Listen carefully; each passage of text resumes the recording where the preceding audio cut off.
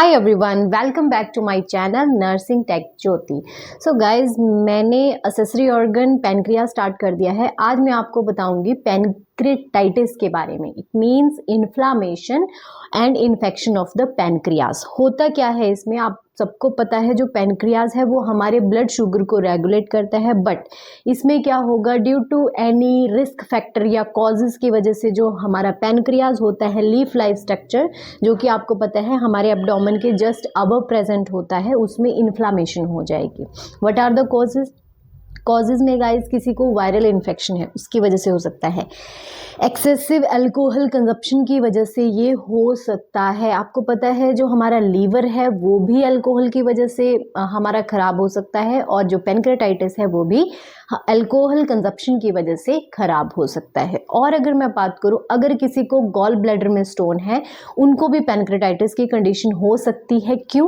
क्योंकि जो gall bladder है वो क्या करता है, कुछ एंजाइम को सीक्रेट करता है और पैनक्रियास के डक्ट में डालता है।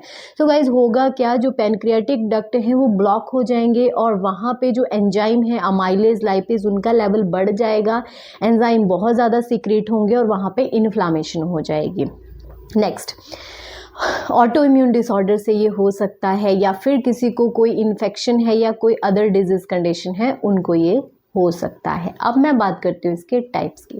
सो इसके गाइस 2 टाइप्स होते हैं, अक्यूट एंड क्रॉनिक। अक्यूट का मतलब क्या होता है, सडन, मतलब एकदम से पैनक्रियाज में इन्फ्लामेशन हो गई, और इसका जो मेन रीज़न रहता है वो यही रहता है कि लंबे टाइम से कोई क्या कर रहा है, अल्कोहल कंज्यूम कर रहा है, या जिनकी बैड हैबिट्स हैं उनमें ये पैनक्रेटाइटिस की कंडीशन हो सकती है। इसमें साइन एंड सिम्टम क्या देखने को मिलेंगे, पेशेंट को एकदम से सीवियर एब्डोमिनल पेन होगा, और ये वाला जो पेन है ये अपर एब्डोमेन में होता है मेनली, और बैक साइड को रेडिएट करता है।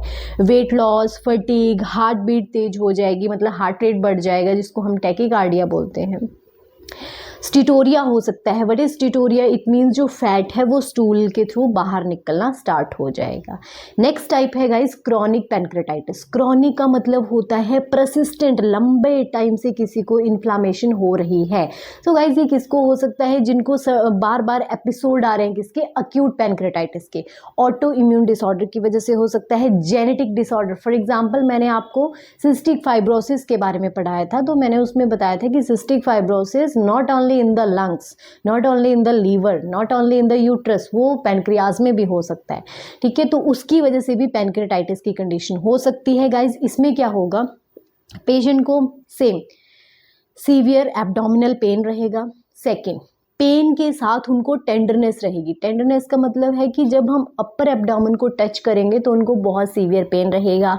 Nausea, vomiting, weight loss, steatorrhea. अब गाइज मैं आती हूँ इसके मेजर साइन के ऊपर। वहाँ पे 2 साइन देखने को मिलते हैं। फर्स्ट का नाम है कूलन साइन। कूलन साइन का मतलब क्या होता है, ब्रूशिंग और ब्लूइशनेस। ब्रूशिंग का मतलब होता है कि जो नीला नीला सा धब्बा सा पड़ जाता है स्किन के ऊपर। ठीक है, तो ब्लूइश डिस्कलरेशन हो जाएगी कहाँ पे, जो हमारा अम्बलाइकस होता है उसके अराउंड में। क्यों होगा? क्योंकि इंटरनल कोई ब्लीडिंग हुई होगी, पैनक्रियाज या तो रप्चर हो गया होगा, उसकी वजह से जो नेवल है उसके साइड में पूरी ब्लूइश डिस्कलरेशन हो जाएगी, उसको हम बोलते हैं कोलन साइन। सेकेंड साइन है ग्रे टर्नर साइन। गाइस इसमें भी क्या होगा, डिस्कलरेशन होगी ब्लू कलर की, बट कहाँ पे होगी, फ्लैंक रीजन में होगी। ठीक है, जो हमारा वेस्ट रीजन होता है वहाँ पे होगी। सेम रीजन है इंटरनल ब्लीडिंग की वजह से।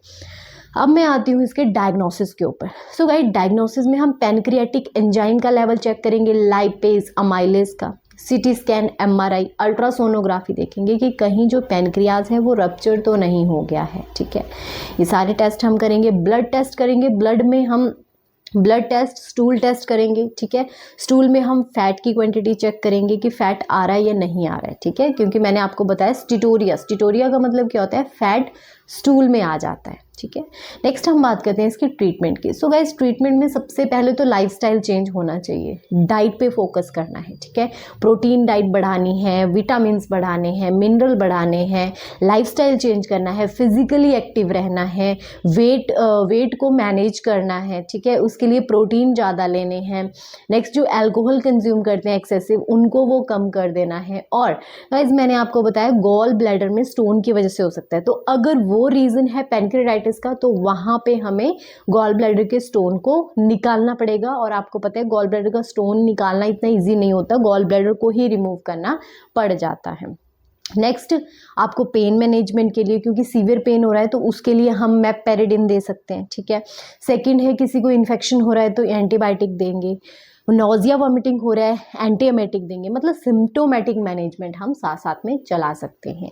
लास्ट आती है इसकी कॉम्प्लिकेशन। सो गाइस, जिसको पेनक्रियाटाइटिस हो रहा है उनको पेनक्रियाज में नेक्रोसिस हो सकती है, मतलब टोटली जो पेनक्रियाज के टिश्यूज हैं वो डेड हो जाएंगे, ठीक है। पेनक्रियाज में फाइब्रोसिस, स्कारिंग हो सकती है, इतनी स्कारिंग बढ़ जाएगी कि जो नियर बाय जो ऑर्गन है वो भी डैमेज होने लग जाएंगे। और लास्ट वन जो पेनक्रियाज है वहाँ पे कैंसर भी हो सकता है। I hope you like this video. Please like, share, subscribe my channel. Thank you.